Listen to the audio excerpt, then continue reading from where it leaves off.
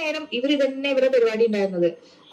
ഈ എന്താണ് പറയാ, ഈ പറയുന്ന ഈ ചേട്ടനും ചേച്ചി കെട്ടിപ്പിടിക്കുന്നു, അവരുടേതായ റൊമാൻസ് മൂലയ്ക്ക് നടക്കുന്നു.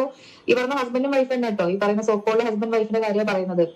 അവരത് ചെയ്യുന്നു, ഇത് ചെയ്യുന്നു, നമ്മളിതൊക്കെ കാണുന്നുണ്ട്. നമ്മൾ നിസ്സംഗ ജീവി പോലെ ഇരിക്കുക. കാര്യം നമുക്കൊന്നും പറയാനുള്ള വോയിസ് ഒന്നും ആയിട്ടില്ല. കാര്യം അവരൊക്കെ വലിയ ആർട്ടിസ്റ്റ് എന്നുള്ള രീതിയായിരുന്നു. അതിനുശേഷം കുറച്ചു നേരം കഴിഞ്ഞപ്പോൾ ഞാൻ ബാത്റൂമിന്റെ അവിടേക്ക് പോകേണ്ട ആവശ്യം. ഇവര് അത് പറയട്ടെ, സിസർ വലിക്കുന്നത് ഇവര് റൂമെന്നല്ലേ, സിസർ വലിക്കുന്നത് ഇവര് ബാത്റൂമിന്റെ ആയിരുന്നു കേട്ടോ എല്ലാവരും. കാര്യം അത് പക വരണ്ടെന്ന് കരുതിയിട്ടായിരിക്കും. അതുകൊണ്ട് തന്നെ hi hello viewers, welcome back to new video. അപ്പോൾ എല്ലാവർക്കും പുതിയൊരു വീഡിയോയിലേക്ക് സ്വാഗതം. അപ്പോൾ നമ്മുടെ ഇന്നത്തെ കണ്ടന്റ് എന്ന് പറയുന്നത് മറ്റൊന്നുമല്ല, നമ്മുടെ സജിനയും ഫിറോസും തമ്മിലുള്ള ഒരു ഫൈറ്റ് ഇപ്പോൾ സോഷ്യൽ മീഡിയയിൽ നടന്നുകൊണ്ടിരിക്കുകയാണ്. നമുക്കെല്ലാവർക്കും അറിയാം, അതിനിടയ്ക്ക് റസൂൽ പൂക്കുട്ടിയുടെ പേരൊക്കെ വലിച്ചിഴക്കപ്പെട്ടിട്ടുണ്ട്. അതിന്റെ യാഥാർത്ഥ്യം എന്ത് എന്നുള്ള കാര്യമൊന്നും എനിക്കറിയില്ല. ഞാൻ അതിനെക്കുറിച്ച് ഇന്ന് ആദ്യമായിട്ടാണ് ഒരു വീഡിയോ ചെയ്യുന്നത് തന്നെ.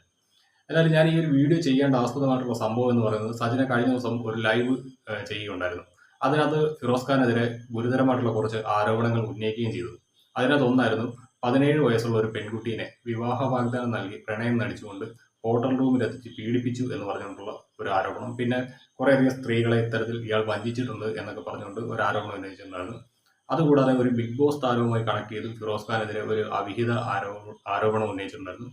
അതുകൂടാതെ ഈ കൊറോണയ്ക്ക് തൊട്ട് മുൻപായിട്ട് ഇവരെല്ലാം പങ്കെടുത്തിരുന്ന ഒരു ഷോയുടെ സക്സസ് പാർട്ടിയുടെ സമയത്ത് അവിടെ വെച്ച് ഒരു നടീനെ ഫിറോസ് ഖാൻ ഫ്രഞ്ച് കിസ് ചെയ്യുന്നതും ഈ പറയുന്ന സജിന കണ്ടിട്ടുണ്ടായിരുന്നു എന്ന് പറഞ്ഞുകൊണ്ട് അവരൊരു വെളിപ്പെടുത്തൽ നടത്തിയിട്ടുണ്ടായിരുന്നു. എന്നാലും ഈ ഒരു വിഷയത്തിൽ ആ നടിയുടെ പ്രതികരണം വന്നിട്ടുണ്ട്. അതൊരു ഫുൾ ലെങ്ത് ഓഡിയോ ക്ലിപ്പാണ്. അതിനെ നിങ്ങളൊന്ന് കേൾപ്പിക്കാം.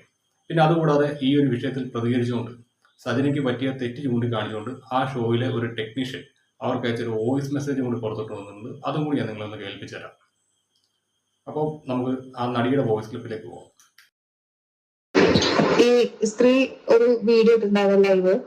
അതില് ഞാനത് യൂട്യൂബിൽ ആവശ്യമായിട്ട് കണ്ടതാണ്.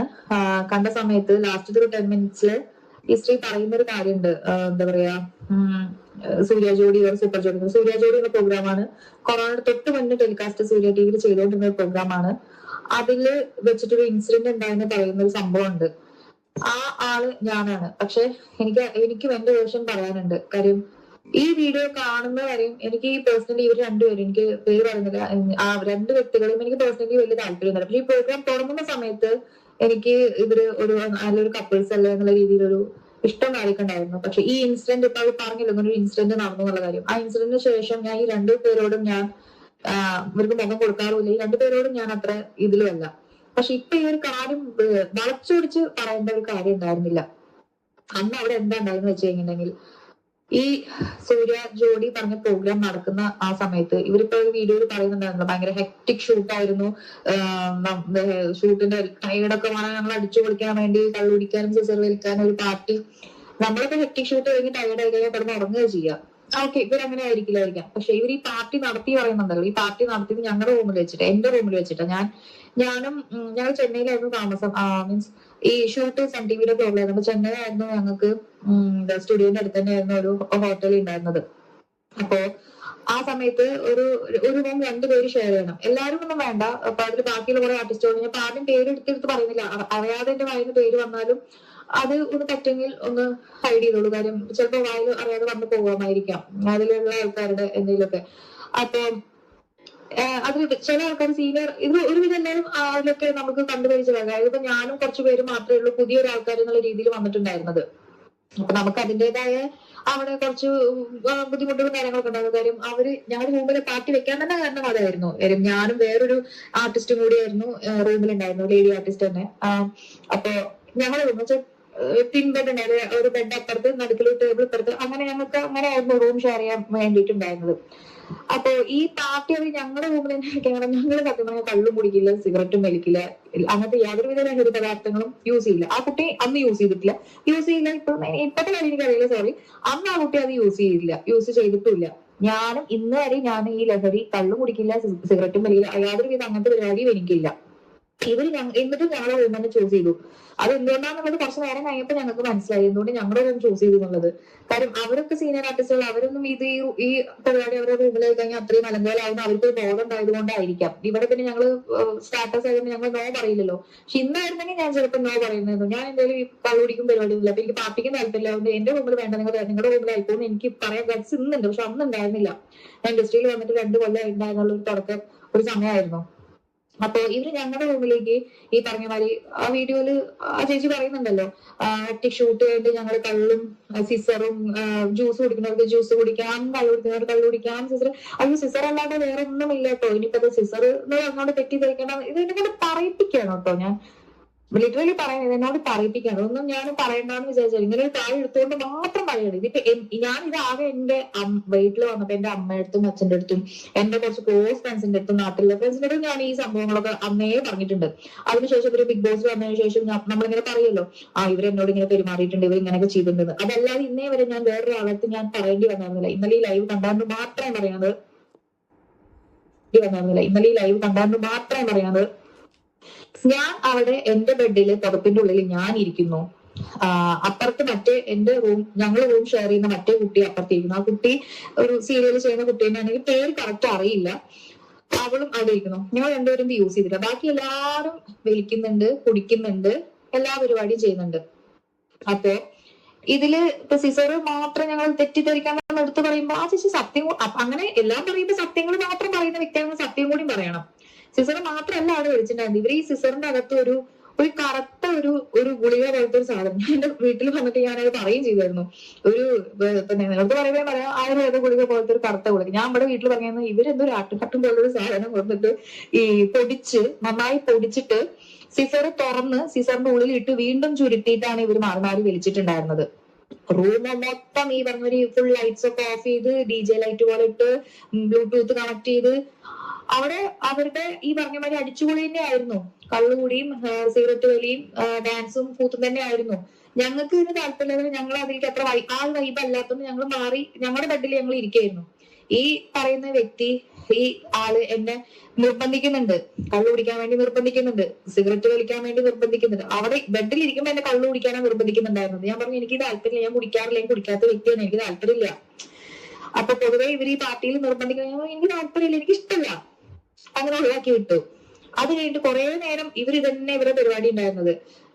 ഈ എന്താണ് പറയാ, ഈ പറയുന്ന ഈ ചേട്ടനും ചേച്ചി കെട്ടിപ്പിടിക്കുന്നു, അവരുടേതായ റൊമാൻസ് മൂലയ്ക്ക് നടക്കുന്നു. ഈ പറഞ്ഞ ഹസ്ബൻഡും വൈഫ് തന്നെ കേട്ടോ, ഈ പറയുന്ന സോക്കോളുടെ ഹസ്ബൻഡ് വൈഫിന്റെ കാര്യമാണ് പറയുന്നത്. അവരത് ചെയ്യുന്നു, ഇത് ചെയ്യുന്നു, നമ്മളിതൊക്കെ കാണുന്നുണ്ട്. നമ്മൾ നിസ്സംഗ ജീവി പോലെ ഇരിക്കുക. കാര്യം നമുക്കൊന്നും പറയാനുള്ള വോയിസ് ഒന്നും ആയിട്ടില്ല. കാര്യം അവരൊക്കെ വലിയ ആർട്ടിസ്റ്റ് എന്നുള്ള രീതിയായിരുന്നു. അതിനുശേഷം കുറച്ചു നേരം കഴിഞ്ഞപ്പോൾ ഞാൻ ബാത്റൂമിന്റെ അവിടേക്ക് പോകേണ്ട ആവശ്യം. ഇവര് അത് പറയട്ടെ, സിസർ വലിക്കുന്നത് ഇവര് റൂമെന്നല്ലേ, സിസർ വലിക്കുന്നത് ഇവര് ബാത്റൂമിന്റെ ആയിരുന്നു കേട്ടോ എല്ലാവരും. കാര്യം അത് പക വരണ്ടെന്ന് കരുതിയിട്ടായിരിക്കും. അതുകൊണ്ട് തന്നെ ഇവര് ബാത്റൂം കയറും, ഡോറടിക്കും, സിഗരറ്റ് വലിക്കും. ആവശ്യക്കാർ ഇറങ്ങും, പുറത്ത് മീൻസ് പുറത്തേക്ക് വരും, അകത്തേക്ക് പോകും, സിഗരറ്റ് വലിക്കും. അങ്ങനെയായിരുന്നു ഇവരെ പരിപാടി ഉണ്ടായിരുന്നത്. അപ്പോ ഞാൻ ബാത്റൂം പോവാൻ വേണ്ടിയിട്ട് ഞാൻ ജസ്റ്റ് ആ ഭാഗത്തേക്ക് ഒന്ന് പോയതാ. ഡോർ ഫുൾ കിടക്കുക കേട്ടോ. എന്ന് വെച്ചാൽ ഡോറിന് ക്ലോസ് ആയിട്ടില്ല, ഫുൾ മലന്ന് കിടക്കാണ്. കാര്യം ഇവര് ബാത്റൂമിൽ നിന്ന് വലിക്കുകയാണ്. ഫുൾ പുകയാണ്, നമ്മളൊരു കുടഞ്ഞ പോലെ പുക കെട്ടി കിടക്കുകയാണ്.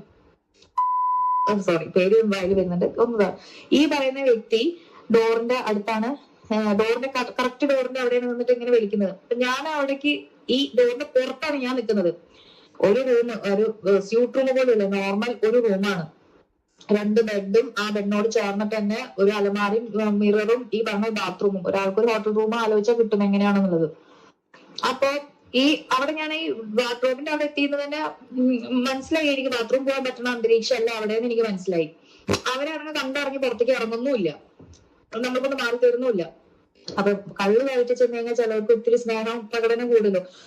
അതുവരെ ഞാൻ പറയാം, അതുവരെ കണ്ട ഒരു വ്യക്തി പറയുന്നത് ഈ ആളെയല്ല. ഇതുവരെ മോശമായിട്ട് ആ ഒരു നിമിഷം വരെ അല്ലെങ്കിൽ ആ ഒരു ദിവസം വരെ കുറച്ച് ദിവസങ്ങളിൽ ഞങ്ങൾ പ്രാക്ടീസ് സെഷനും ഷൂട്ടിന്റെ ഇടയിലൊന്നും മോശമായി പെരുമാറിയിട്ടുള്ള ഒരു വ്യക്തിയല്ല. അതുകൊണ്ട് തന്നെ നമ്മൾ അത്രയും കോൺഷ്യസ് ആവൂല. നമ്മള് അങ്ങനെ പെട്ടെന്ന് നമ്മള് ഇങ്ങനെ ഒരു ഇൻസിഡന്റ് വരുമ്പോ നമ്മളൊന്നും എന്താ പറയാ, നമുക്ക് ഒരു ഞാൻ എങ്ങനെയൊക്കെ പറയാൻ എനിക്കറിയില്ല. നമ്മൾ നോട്ടീസ് ചെയ്യുന്ന ഒരു വ്യക്തിയല്ല, നമ്മൾക്ക് ഇങ്ങനെ ബിഹേവ് ചെയ്യും. അപ്പൊ സൂക്ഷിക്കാൻ അടുത്തുനിന്ന് തോന്നിപ്പിക്കുന്ന ഒരു ക്യാരക്ടർ ആയിരുന്നില്ല അതുവരെ എന്നോട്. ആ സമയത്ത് ഞാനും വിചാരിച്ച് കള്ളു വയറ്റിൽ ചെന്നതിന്റെ കള്ളുപുറത്തുള്ള കിക്കായിരിക്കും വിചാരിച്ചു. ചിലർക്ക് അങ്ങനെ ഉണ്ടാവുമല്ലോ, കള്ളു വയറ്റിൽ ചെന്ന പിന്നെ ഒടുക്കത്തെ സ്നേഹപ്രകടനം കാര്യങ്ങളായിരിക്കും. അപ്പൊ ഞാൻ ഇപ്പുറത്ത് നിൽക്കുക, ഏകദേശം മനസ്സിലായി ബാത്റൂം പോകാൻ പറ്റാത്ത അവസ്ഥയാണ്. അപ്പൊ ആൾ എന്നോട് സിഗരറ്റ് വലിക്കാൻ നിർബന്ധിക്കുക, നിർബന്ധത്തോട് നിർബന്ധം. ഞാൻ വലിക്കൂല. എന്നെ അറിയുന്ന എന്റെ ഇതുവരെയുള്ള എന്റെ ലൈഫിൽ ഭാഗമായിട്ടുള്ള എല്ലാവർക്കും അറിയാം, ഇപ്പൊ എന്റെ കൂടെ ഉള്ളവർക്കും അറിയാം, ഞാൻ കള്ളും കുടിക്കില്ല, ഞാൻ സിഗരറ്റും വലിക്കില്ല, യാതൊരുവിധ ലഹരി പദാർത്ഥങ്ങളും എന്റെ ലൈഫിലില്ല. ആ കുറച്ച് ഭക്ഷണം കഴിക്കുന്ന ഒരു ഹാബിറ്റ് എനിക്കുള്ളൂ. ആ ഒരു ഇതല്ലാതെ അങ്ങനത്തെ ഒരു പ്രശ്നമല്ലാതെ അത് അത്രയും അങ്ങനെ ഫുഡ് ഭയങ്കര എക്സ്പ്ലോർ ചെയ്യുന്ന ആളും അല്ല. ഇഷ്ടമുള്ള സാധനങ്ങൾ ഒത്തിരി കഴിക്കും. ആ ഒരു എനിക്ക് ഒരു കുറവ് എന്റേതായിട്ടുള്ള എനിക്ക് തോന്നിയിട്ടുള്ളൂ. വേറെ യാതൊരുവിധ മോശമായിട്ടുള്ള ഒരു കൂട്ടുകെട്ടിലേക്കോ മോശമായിട്ടുള്ള ഒരു സാധനത്തിലേക്കോ ഞാൻ പോവാത്തൊരു വ്യക്തിയാണ്. അത് എവിടെ വേണമെങ്കിലും എനിക്ക് ആരുടെ മുന്നിൽ വേണമെങ്കിലും ഞെളിഞ്ഞു വന്നത് പറയാം. അപ്പൊ ഇങ്ങനെ ആളെന്നെ നിർബന്ധിച്ചപ്പോ ഞാൻ ഇത് ഇതാക്കിയില്ല, അതിന് എനിക്ക് താല്പര്യമില്ല. അപ്പൊ ആളുണ്ട് ഈ ഇരിക്കുമ്പോ തന്നെ നേരെ ആ ബെഡില് ഈ ചേച്ചിയും ഇരിക്കുന്നുണ്ട്, മറ്റു രണ്ടുപേരും പേരിക്ക് പറയാൻ അത് പ്രശ്നമില്ല. ദീപ്തി കല്യാണിയും ഹരിണി, അവർ രണ്ടുപേരും ഒരു ട്രാൻസ്ജെൻഡേഴ്സ് ആയിട്ടുള്ള ഒരു ടീം എന്നുള്ള രീതിയിൽ ഗ്രൂപ്പ് ഒരു കണ്ടസ്റ്റൻസ് എന്ന രീതിയിൽ പ്രതിനിധീകരിച്ചിട്ട് അവരുമായിരുന്നു. അപ്പൊ ഇവരും അവരെ ഹരിണി ചന്ദനയും ദീപ്തി കല്യാണി, അപ്പൊ അവരും അവിടെ ഇരിക്കുന്നുണ്ട്. ഇവരിതെല്ലാം കാണുന്നുണ്ട്. ഇയാളെന്നോട് ഇങ്ങനെ ഇങ്ങനെ എന്താ പറയാ കിക്കടിച്ചിട്ട് ഇങ്ങനെ ഇത് വിളിക്കൂ, നീ ഒന്ന് ജസ്റ്റ് ട്രൈ ചെയ്യുന്ന പറഞ്ഞൊക്കെ കാണുന്നുണ്ട്. അപ്പൊ ഷെയ്ക്കിന്റെ കാരണമാര് എന്റെ കൈ ഇങ്ങനെ പിടിച്ചു. നമ്മള് കാഷ്വലി നമ്മുടെ കൈ ഇങ്ങനെ പിടിക്കില്ല ഷെയ്ക്കിന്റെ അങ്ങനെ പിടിച്ചിട്ട് എനിക്ക് പോലും റിയാക്ട് ചെയ്യാൻ പറ്റിയില്ല. ഇത് വലിക്കാൻ വേണ്ടി എന്റെ കൈ തരാനുള്ള ഒരു അറ്റംപ്റ്റ് ആണ് ചെയ്യുന്നത്. അങ്ങനെ ആള് ആ കൈ കൊണ്ടിട്ട് എന്റെ വിരലില് കൈത്തണ്ട നമ്മള് വിരല് പറയില്ല ആ ഭാഗത്തേക്ക് ആള് ചുണ്ടിനെ അടുപ്പിച്ചൊരു കിസ്. ഞാൻ ആകെ പാനിക്കായി പോയി. എനിക്ക് ഇത് ഇപ്പൊ പറയല്ലോ, ഇപ്പൊ ഇന്നത്തെ ഏജ് അല്ല എന്റെ അന്നത്തെ ഏജ്. അന്നാണെങ്കിൽ ഞാൻ ഇൻഡസ്ട്രിയിൽ വന്നിട്ട് 2 കൊല്ലമായിട്ടുള്ളൂ. യാതൊരുവിധ എനിക്ക് ഈ പറഞ്ഞ മാതിരി എക്സ്പീരിയൻസോ നമ്മൾ ഒന്ന് പതറി പോവാ പറയില്ല. ഇന്നാണെങ്കിൽ എനിക്കത് കൈകാര്യം ചെയ്യാൻ അറിയാം. ഇന്നാണെങ്കിൽ ഞാൻ അവരുടെ അടുത്ത് മുഖത്ത് നോക്കി പറയും, ഒന്നാമത്തെ ഇത്ര വലിയ ആർട്ടിസ്റ്റുകളാണെങ്കിലും ഞങ്ങൾക്ക് പാർട്ടിയിൽ ഞങ്ങൾ എന്തിനും കള്ളു പിടിക്കില്ല, അപ്പൊ നിങ്ങൾ വേറെ ആരുടെങ്കിലും റൂമിൽ അത് കണ്ടക്ട് ചെയ്തോളൂ എന്ന് പറയാനുള്ള ഗട്സ് ഇന്ന് എനിക്കുണ്ട്. പക്ഷെ അന്ന് അത് ഉണ്ടായിരുന്നില്ല. അന്ന് അവർ നമ്മുടെ റൂം ചൂസ് ചെയ്ത് നമ്മുടെ റൂമിൽ വന്ന് ഇതാക്കി. അപ്പൊ അന്നത്തെ ഒരു സിറ്റുവേഷൻ പറയില്ലേ, ഞാൻ തന്നെ ആകെ പാനിക്കായി പോയി. സത്യം നമ്മൾ പറയും, നമ്മൾ പ്രതികരിച്ചൂടെ, അപ്പൊ തന്നെ അടിച്ചൂടെ, അപ്പൊ തന്നെ ഇഷ്യൂ. പക്ഷെ നമ്മൾ വിചാരിക്കാത്തൊരു വ്യക്തി നമ്മളടുത്ത് പെട്ടെന്ന് ഇങ്ങനെ ചെയ്യുമ്പോ നമ്മൾ തന്നെ ഒന്ന് ഇതായി പോകും, കള്ളു പിടിച്ചിട്ടുള്ളതായിരിക്കും, ഇതെന്താ ഇങ്ങനെ, അങ്ങനെ ഒരു സിറ്റുവേഷൻ ആയിപ്പോയി. ഞാൻ ആകെ പതറിയിട്ട് ഞാൻ നേരെ ഇവരെടുത്ത് ദീപ്തി ഈ ഹരിണി ഇവരെടുത്തേക്ക് ഞാൻ വന്ന് ഓൺ ദ സ്പോട്ട് ഈ ചേച്ചി നേരെ ബാത്റൂമിൽ കയറി ഡോർ അങ്ങോട്ട് ക്ലോസ് ചെയ്തു. ഇത് കണ്ടു, ഇവര് കണ്ടു മിററിലൂടെ ഈ സാധനം കണ്ടു. ഈ സാധനമാണ് കണ്ടത്. ഇവരുടെ ഭർത്താവ് എന്നോട് മിസ്ബിഹേവ് ചെയ്യുന്നതാണ് ഇവര് കണ്ടത്. അല്ലാണ്ട് ഇവര് അതിൽ പറയുന്നുണ്ടല്ലോ ഫ്രഞ്ച് കിസ് ചെയ്തു, കെട്ടിപ്പിടിച്ച് നിന്നു ബാത്റൂമിന്റെ അകത്ത്. ആ ബാത്റൂമിന്റെ അകത്ത് ഞാൻ അതിന്റെ കട്ടിളപ്പടി ഞാൻ കാല് വെച്ച് കടന്നിട്ടില്ല. അതിന്റെ അകത്തേക്ക് ഞാൻ പുറത്താ നിന്നുണ്ടായിരുന്നു. കാര്യം അകത്ത് കയറാൻ പറ്റാത്ത സിറ്റുവേഷൻ ആയിരുന്നു അവിടെ. എന്നിട്ട് ഇത്രയും വ്യക്തമായിട്ട് കണ്ടു എന്ന് ഇവർ പറയുന്നുണ്ട്. ബാത്റൂം കയറി ഇവർ കഥ കടച്ചു, എന്താ പിന്നെ അതിന്റെ അകത്ത് നടന്നെന്ന് അറിയില്ല. പിന്നെ ഈ ചേച്ചി ഡോർ തുറന്ന് ഹായ് ഹായ് പറഞ്ഞിട്ട് ഭയങ്കര എന്താ പറയാ ഒന്നും സംഭവം നടക്കാത്ത മാതിരിയാണ് ചില്ല് ചെയ്ത് ഡാൻസും കളിച്ച് വന്ന്. ഈ ആള് പിന്നെ നനഞ്ഞ വടക്കം പോലെ വന്ന്. പിന്നെ ആള് സൈലന്റാ, പിന്നെ ആള് മിണ്ടുന്നില്ല, കോഴി പിടിച്ച വെള്ളത്തിൽ മുക്കിയ പോലുള്ള അവസ്ഥ. അങ്ങനെയാണ് ആ ഒരു സംഭവം ഉണ്ടായിരിക്കുന്നത്. അതിനുശേഷം ഞാൻ കുറച്ചു നേരം അവിടെ നിന്നിട്ടുള്ളൂ. കാര്യം ഇതൊരു ഇഷ്യൂ എന്ന് വെച്ചാൽ ആ ചേച്ചി എന്നോട് ഒന്നും ചോദിക്കാനോ പറയാനോ ഒന്നും വന്നിട്ടില്ല. എന്ന് വെച്ചാൽ ഇതിപ്പോ ഞാൻ അതിന്റെ പാർട്ടാണെന്നുണ്ടെങ്കിൽ, ഞാൻ അങ്ങനെ ലിപ് ലോക്ക് ചെയ്യുന്നത് ഫ്രഞ്ച് കിസ് ചെയ്യുന്നത് കണ്ടിട്ടുണ്ടെങ്കിൽ ആ ചേച്ചി എന്നെ ആദ്യം നീ എന്റെ ഭർത്താവും ചെയ്യുന്നെന്ന് ചോദിക്കണ്ടേ. അതെന്തുകൊണ്ട് ആ ചേച്ചി ചോദിച്ചില്ല? ആ ചേച്ചി കണ്ടത് അതല്ല, അവിടെ നടന്നതും അതല്ല. ഈ ഭർത്താവ് എന്നോട് മിസ്ബിഹേവ് ചെയ്യുന്നത്, ഭർത്താവിന് വേണ്ട അമേദ്യം ആള് ബാത്റൂമിൽ കയറി കൊടുത്തു. എന്നിട്ട് ആള് പുറത്തു വന്നു. കുറച്ചു നേരം കഴിഞ്ഞ് ഒരു 5 മിനിറ്റ് കഴിഞ്ഞതും ഞങ്ങളുടെ റൂമിൽ നിന്ന് ഇറങ്ങി. ഞങ്ങളുടെ റൂം അവർക്ക് വിട്ടുകൊടുത്തിട്ട് ഞാനും എന്റെ റൂംമേറ്റും ആ പെൺകുട്ടിയും കൂടി ദീപ്തി ഹരിണിയും പറഞ്ഞു, മകളെ നിങ്ങൾ ഒരു കാര്യം ചെയ്യേ, നീ ഞങ്ങളുടെ റൂമിൽ പോയി ഞങ്ങളുടെ റൂമിൽ പോയി കിടന്ന് ഉറങ്ങിക്കോ പറഞ്ഞിട്ട് അവരുടെ റൂമിന്റെ കീ തന്നിട്ട് ഞങ്ങൾ അവരുടെ റൂമിൽ ആക്കി. ഇവര് ഇവിടെ എന്താ ചെയ്തോട്ടെ എന്നുള്ള രീതിയിൽ ഞങ്ങൾ എന്നിട്ട് അവിടെ റൂം പോയിട്ട് ഞാൻ ഇരുന്ന് കരയായിരുന്നു റൂമില്. ഞാൻ എന്റെ വീട്ടിലേക്ക് ഞാൻ വിളിച്ചിട്ട് കാര്യം പറഞ്ഞിട്ടുണ്ടായിരുന്നു. അപ്പൊ തന്നെ പറഞ്ഞിട്ടില്ല, പേടിച്ചിട്ട്. ആ നേരത്തെ ഇവര് പേടിക്കണ്ട വെച്ചിട്ട് ഞാൻ അത് അത്യാവശ്യം നല്ല ലേറ്റ് ആയിട്ടുണ്ടായിരുന്നു. പക്ഷെ ഞാൻ എന്റെ ഫ്രണ്ടിനെ ഞാൻ അപ്പൊ തന്നെ വിളിച്ചു പറഞ്ഞു, ഇങ്ങനെ ഒരു കാര്യം ഉണ്ടായി, എനിക്ക് ആകെ എന്തോ പോലെ ഉണ്ട് പറഞ്ഞപ്പോ നീ പേടിക്കണം, റീ എന്താണ് ഇപ്പൊ അങ്ങനെ എന്നൊക്കെ പറഞ്ഞിട്ട് അവൻ ആശ്വസിപ്പിച്ചു. സാറിന്റെ മകനായിരുന്നു എന്റെ ഡാൻസ് പാർട്ണർ ആയിട്ടുണ്ടായിരുന്നത്. നീ ആ പാട്ട് മിക്സ് ചെയ്യാൻ പുറത്തു പോയിരിക്കായിരുന്നു പെർഫോമൻസിന്റെ. ഇനി വന്നിട്ട് ഞാൻ പൊതുവെ ആ സമയത്തൊന്നും വലിയ അത്ര. അപ്പം ആ നടിക്ക് പറയാനുള്ളത് നിങ്ങൾ എല്ലാവരും കേട്ട് കാണും. അപ്പോൾ ഈ ഒരു വിഷയത്തിനകത്ത് ശരിക്കും പറഞ്ഞാൽ സജിന പ്രതിരോധത്തിലേക്ക് പോയിരിക്കുകയാണ്. മറ്റൊന്നുമല്ല, ഈ നടി തന്നെ പറയുന്നുണ്ട് ഫിറോസ് ഖാനെതിരെ സജിന ഉന്നയിച്ച ആരോപണങ്ങൾ പലതും താൻ വിശ്വസിച്ചാണ്. പക്ഷേ അതിലേക്ക് തന്നെ വലിച്ചിഴച്ചപ്പോഴാണ് ഇവർ പറയുന്നത് ജെനുവിനാണോ എന്ന കാര്യത്തിൽ തനിക്ക് പോലും സംശയം ഉണ്ടായത് എന്നാണ് ആ പെൺകുട്ടി പറഞ്ഞത്. എന്തായാലും ഈ ഒരു ഷോയുടെ, അതായത് ഇപ്പോൾ ഇവർ ഈ പറഞ്ഞിരിക്കുന്ന ഫ്രഞ്ച് കിസ് വിവാദമായിരിക്കുന്ന ആ ഷോയിലെ ഒരു ടെക്നീഷ്യൻ സജിനേനെ തിരുത്തുന്ന ഒരു വോയിസ് ഉണ്ട്. അതും കൂടി നമുക്കൊന്ന് കേട്ടു നോക്കാം. അതിനുശേഷം നിങ്ങളുടെ അഭിപ്രായം എന്താണ് എന്നൊന്ന് കമന്റ് ചെയ്യുക. ഈ ആ വിഷയത്തിൽ നിങ്ങൾ ഒരു കാര്യം പറഞ്ഞത് തെറ്റായിപ്പോയി. ഷോയിനിടെ നടന്ന വിഷയം അത് ഓൾറെഡി പിറ്റേ ദിവസം നിങ്ങൾ വന്ന് എന്നോട് സംസാരിച്ചായിരുന്നു, നിങ്ങൾ പൊട്ടിത്തെറിച്ചായിരുന്നു. അതിന്റെ ജെന്യുവിനിറ്റി എന്താണെന്ന് വളരെ കൃത്യമായിട്ട് നമുക്ക് മനസ്സിലായതാണ്. അത് അങ്ങനെ ഒരു സാധനം നടന്നിട്ടില്ല. ആ കുട്ടി അങ്ങനെ ഒരാളെ അല്ല. ആ കുട്ടി വളരെ പെർഫെക്റ്റ് ആയിട്ടൊരു കുട്ടിയാണ്. ആ കുട്ടി അങ്ങനെ ഒരാളെ അല്ല. അന്ന് നമുക്ക് ആ കുട്ടിയെ പേഴ്സണലി അറിയുന്ന എല്ലാവർക്കും അറിയാം. പക്ഷെ ആ കുട്ടി നിങ്ങൾ വിചാരിക്കുന്ന ഒരാളല്ല. അത് ആ പറഞ്ഞത് ഭയങ്കര തെറ്റായ ഒരു ധാരണയായി പോയി. കാരണം നിങ്ങൾക്ക് ഓർമ്മയുണ്ടോന്ന് അറിയില്ല, നിങ്ങളൊക്കെ ലഹരിയായിരുന്നു. ആ കുട്ടി അത് ഉപയോഗിച്ചിട്ടില്ലായിരുന്നു. ആ കുട്ടിയുടെ റൂമിലാണ് നിങ്ങൾ ഇരുന്നത്. ആ കുട്ടി അത് യൂസ് ചെയ്തിട്ടില്ലായിരുന്നു. ആ കുട്ടി യൂസ് ചെയ്യത്തില്ല. അപ്പൊ അത് യൂസ് ചെയ്യാത്ത ഒരാള് അത് യൂസ് ചെയ്തിരുന്ന നിങ്ങളും യൂസ് ചെയ്തിട്ടുണ്ട്, നിങ്ങളുടെ എക്സ് ഹസ്ബൻഡ് യൂസ് ചെയ്തിട്ടുണ്ടെന്ന് ആലോചിക്കുക. അപ്പം ആര് പറയുന്നതിലാണ് കാര്യമുള്ളത്? അങ്ങനെ ഒരു സാധനം നടന്നിട്ടില്ല കേട്ടോ. അപ്പൊ അത് വ്യക്തമായി അത് ഫോഴ്സ്ഫുള്ളി അദ്ദേഹം കുട്ടിയുടെ കൈ കയറി പിടിച്ചിട്ടുണ്ട്. അപ്പൊ അത് നമുക്കറിയാം. അവിടെ ഇരുന്ന് അത് കണ്ട ആളുകളുണ്ട്. അവിടെ ഇരുന്ന ആളുകളൊക്കെ ഉണ്ട് അവിടെ. അപ്പൊ അവരൊക്കെ വന്ന് അത് ഭയങ്കര കോൺട്രവേഴ്സി ആവും. അപ്പൊ അങ്ങനെ ചെയ്യരുത്. അത് ആ കുട്ടിയോട് ഇങ്ങനെ വിളിച്ച് നിങ്ങൾ തിരുത്തണം. അത് ശ്രദ്ധിക്കണം.